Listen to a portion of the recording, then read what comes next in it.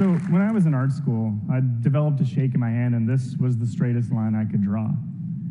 Now, in hindsight, it was actually good for some things like mixing a can of paint or shaking a Polaroid. But at the time, this was really doomsday. This was the destruction of my dream of becoming an artist. The shake developed out of really a single-minded pursuit of pointillism, just years of making tiny, tiny dots.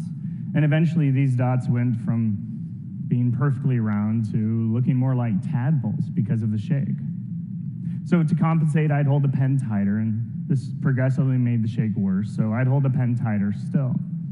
And this became a vicious cycle that ended up causing so much pain and joint issues, I had trouble holding anything.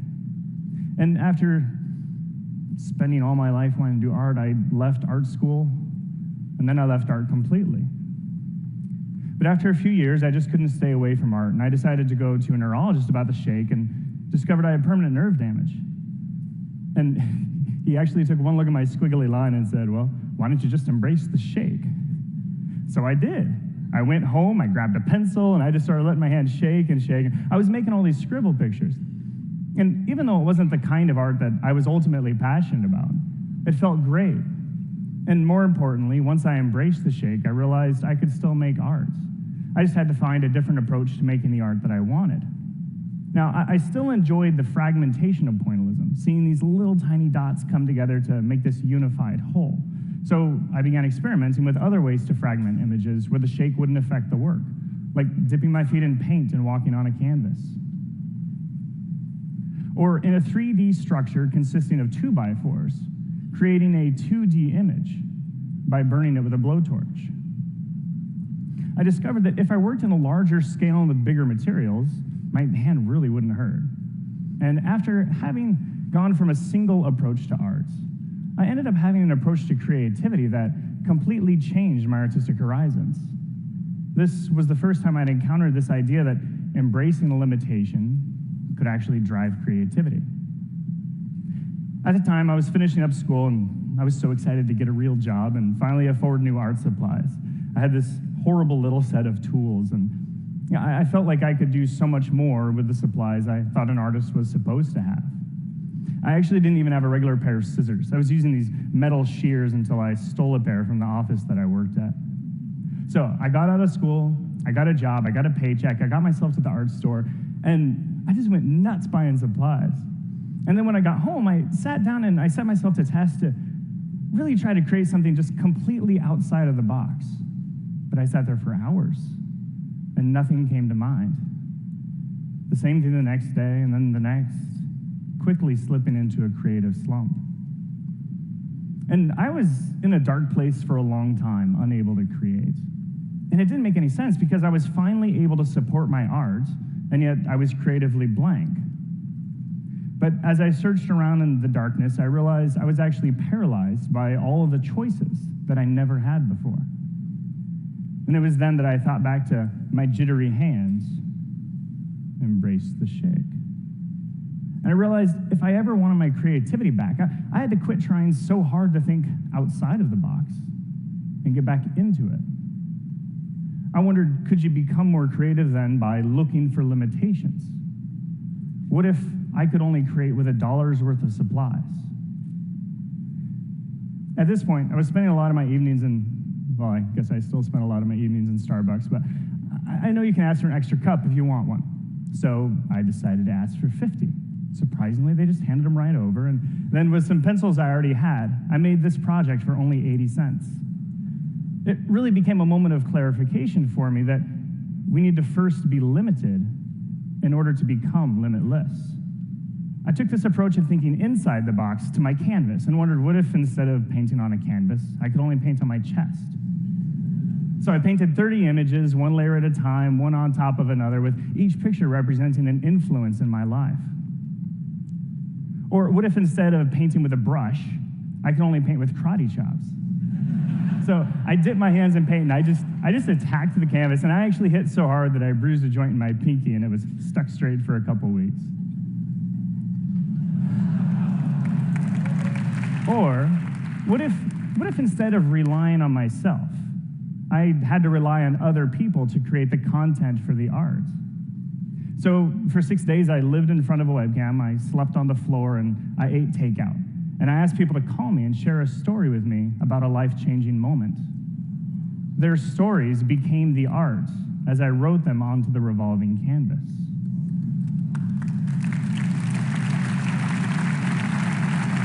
Or, what if instead of making art to display, I had to destroy it? This seemed like the ultimate limitation, being an artist without art. This destruction idea turned into a year-long project that I called Goodbye Art, where each and every piece of art had to be destroyed after its creation. In the beginning of Goodbye Art, I focused on forced destruction, like this image of Jimi Hendrix, made with over 7,000 matches. Then I opened it up to creating art that was destroyed naturally. I looked for temporary materials, like spitting out food, sidewalk chalk, and even frozen wine. The last iteration of destruction was to try to produce something that didn't actually exist in the first place. So I organized candles on a table, I lit them and then blew them out, then repeated this process over and over with the same set of candles, then assembled the videos into the larger image. So the end image was never visible as a physical whole. It was destroyed before it ever existed. In the course of this Goodbye Art series, I created 23 different pieces with nothing left to physically display. What I thought would be the ultimate limitation actually turned out to be the ultimate liberation, as each time I created, the destruction brought me back to a neutral place where I felt refreshed and ready to start the next project. It did not happen overnight. There were times when my projects failed to get off the ground, or even worse, after spending tons of time on them, the end image was kind of embarrassing. But having committed to the process, I continued on, and something really surprising came out of this. As I destroyed each project, I was learning to let go. Let go of outcomes, let go of failures, and let go of imperfections. And in return, I found a process of creating art that's perpetual and unencumbered by results. I found myself in a state of constant creation, thinking only of what's next and coming up with more ideas than ever. When I think back to my 3 years away from art, away from my dream, just going through the motions, instead of trying to find a different way to continue that dream, I just quit. I gave up. And what if I didn't embrace the shake? Because embracing the shake for me wasn't just about art and having art skills. It turned out to be about life and having life skills. Because ultimately, most of what we do takes place here, inside the box with limited resources. Learning to be creative within the confines of our limitations is the best hope we have to transform ourselves and collectively transform our world. Looking at limitations as a source of creativity changed the course of my life. Now, when I run into a barrier or I find myself creatively stumped, I sometimes still struggle, but I continue to show up for the process and try to remind myself of the possibilities, like using hundreds of real live worms to make an image, using a pushpin to tattoo a banana, or painting a picture with hamburger grease. One of my most recent endeavors is to try to translate the habits of creativity that I've learned into something others can replicate. Limitations may be the most unlikely of places to harness creativity, but perhaps one of the best ways to get ourselves out of ruts, rethink categories, and challenge accepted norms. And instead of telling each other to seize the day, maybe we can remind ourselves every day to seize the limitation. Thank you.